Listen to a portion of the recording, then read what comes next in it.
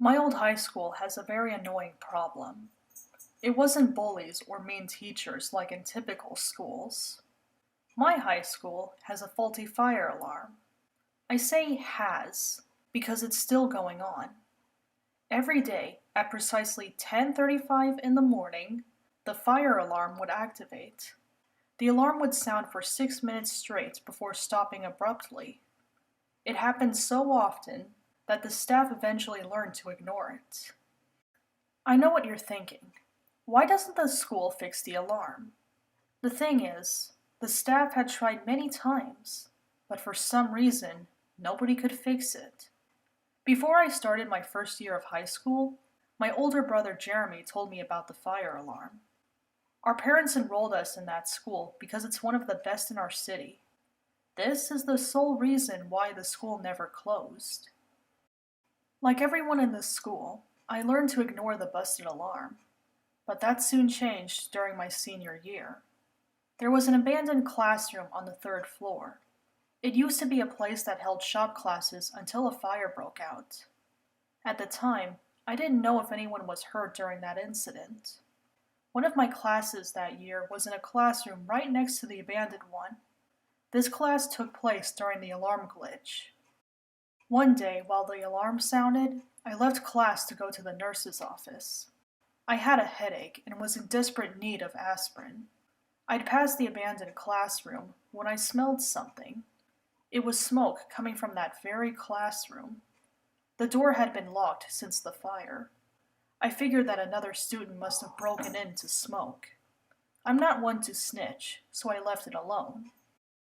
Later that day, I was having lunch with my friends when one of them mentioned the smoke coming from the abandoned classroom. Mason, another friend, claimed that it was the ghost of Mr. Ortiz. Mr. Ortiz was the school's shop teacher. He was in the classroom when the fire broke out. Unfortunately, when the first responders arrived, Mr. Ortiz was already dead. The fire started at 10:35 a.m. Mr. Ortiz was trapped in the classroom for 6 minutes until he died of smoke inhalation. There are rumors that Mr. Ortiz's ghost was messing with the fire alarm. Some students claim to have smelled smoke coming from the abandoned classroom while the alarm sounded. I tensed when I heard that. Before we parted ways, Mason proposed that we break into the classroom to look for the ghost. I went along with it to prove to myself that there was no ghost. None of us had the same class for that hour, so we could ask for hall passes without raising suspicion. The four of us agreed to meet at the abandoned classroom at 10:34 a.m. We carried on with our plan the following day.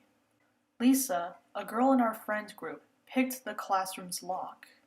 We went inside and waited for the fire alarm to activate. When it did, my friends and I were met with the odor of smoke. A raspy gasp then startled us. We all instinctively turned around, wondering what made that noise. I felt my heart sink to my feet as I saw what it was. A heavy-set man with red, charred skin was shambling around in the classroom. He repeatedly heaved as he made his way towards us. Smoke came out of his mouth every time it opened. His soulless eyes were barely visible behind the cracked lens of his glasses. Mason grabbed my arm before I could process what I was witnessing, and we ran out of the classroom. I don't remember what happened after that, as I was still in shock. I can tell you that my friends and I got detention for cutting class. That evening, my parents sat me down. I was sure that I was going to get lectured and even grounded, but instead, my dad tearfully told me a story. He was a freshman in my school when he took Mr. Ortiz's class. Mr. Ortiz was a strict teacher who yelled at his students over the slightest mistake. No matter how hard his students tried, they couldn't get more than a C+ from Mr. Ortiz. And with each criticism from his teacher, my dad got gradually sicker of him. One day, Dad and his friends decided to play a prank on Mr. Ortiz. His classroom was full of wood. Some of it was just lying around in the classroom. There was a period in the school day when Mr. Ortiz didn't have a class to teach. He used this spare time to nap at his desk.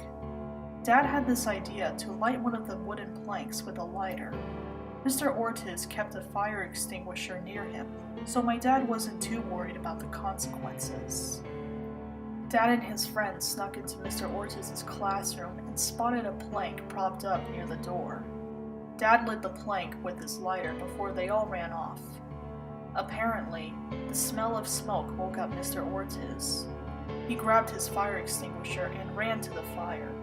However, Mr. Ortiz tripped and landed on the concrete floor. He was knocked out, and the fire began to spread. You already know what happened next. The school didn't have CCTV cameras back then, and everyone else was in class. Dad and his friends kept silent out of fear. When the school reopened, the fire alarm suddenly went off. The school staff tried to turn it off, but to no avail. When it stopped, everyone blamed it on technical difficulties. But then the fire alarm turned itself on again the following school day. It wasn't until the third time around that Dad realized something horrifying. The alarm sounded at 10:35 a.m., the exact time Dad and his friends pulled that deadly prank. Even after this revelation, he still refused to come clean. I didn't get punished afterward. My friends and I decided not to tell anyone what we saw that day. No one would have believed us anyway. It's been years since all this happened, but every time I hear a fire alarm, I think of Mr. Ortiz and his tragic end.